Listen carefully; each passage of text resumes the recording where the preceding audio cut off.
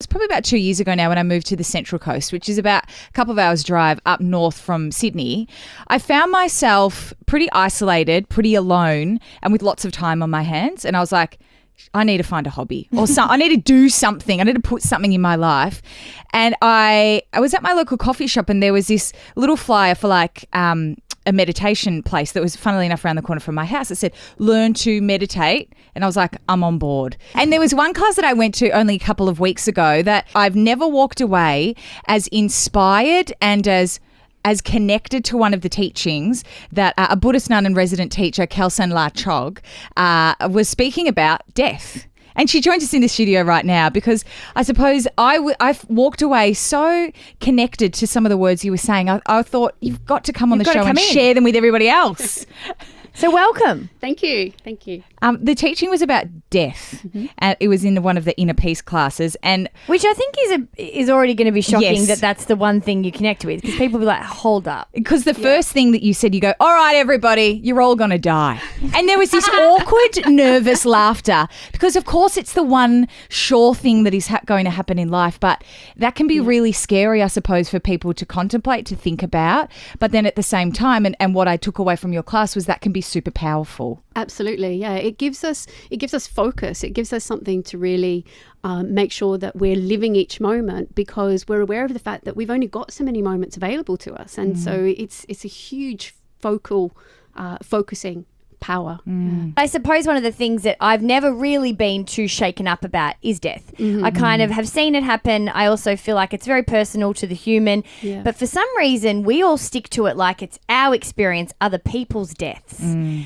I mean, how do you explain, or how do you kind of get people to shift their mindset that other people's deaths actually is about them, when actually, in fact, someone else has died and it's really more about their journey? Well, I mean, it's one of those things that we have to just come to terms with, I guess, because we're so focused on ourselves all of the time. Like we spend a whole day focusing on me. And so we're not really thinking about what's going on for other people. And that applies, when they're alive as well as when they died. So we try to get people to think about their own mortality and what that means, what's going to happen when we die. And that gives you a little bit of an opening.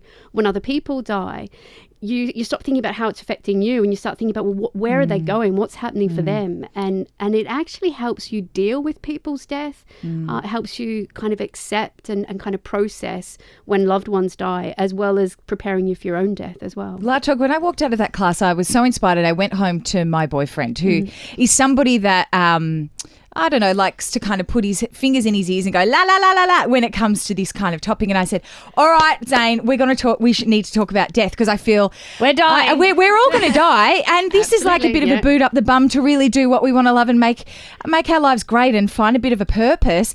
And he did exactly what I thought he would do. He didn't want to listen to me. Yep. He said, "I just stop," because he gets quite bad anxiety, and he said, he kept putting his hand on his chest. He said, "You're actually making me a bit short of breath. I cannot even talk about this. I know you're doing it out of the goodness of your heart. You're not doing it to piss me off, but I can't talk about this," and just completely shut down. How do you kind of start looking at it in a different, more positive way?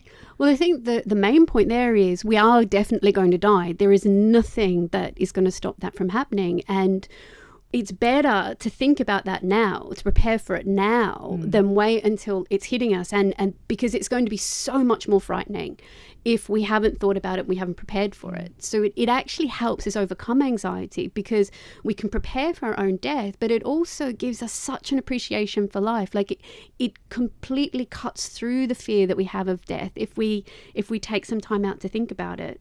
Hey, there is a full meditation program suitable to everybody, covering not just this topic, but so many others.